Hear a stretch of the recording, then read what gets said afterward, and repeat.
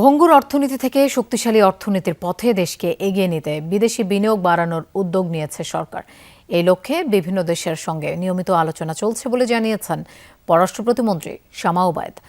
বিকেলে পররাষ্ট্র মন্ত্রণালয়ে সাংবাদিকদের এক ব্রিফিংয়ে তিনি বলেন, পররাষ্ট্র মন্ত্রণালয়ের বাজেট ব্যয়ের হিসেব স্বচ্ছভাবে উপস্থাপন করা হয়েছে। একই সঙ্গে ক্রীড়া ও সংস্কৃতি খাতেও বিদেশি বিনিয়োগ আকৃষ্ট করতে সরকার কাজ করছে। প্রতিমন্ত্রী আরও জানান, ব্লু ইকোনমিতে বিনিয়োগে ইউরোপের বিভিন্ন দেশ আগ্রহ দেখিয়েছে এবং এ বিষয়ে আলোচনা এগিয়ে চলছে। দিনক্ষণ বা চাঁদ দেখে নয়, নির্ধারিত প্রক্রিয়াতেই বিনিয়োগ বাস্তবায়ন হবে বলে মন্তব্য করেন তিনি। এছাড়া দীর্ঘমেয়াদে $1 ট্রিলিয়ন অর্থনীতির লক্ষ্য অর্জনে সরকার ধারাবাহিকভাবে কাজ করে যাচ্ছে।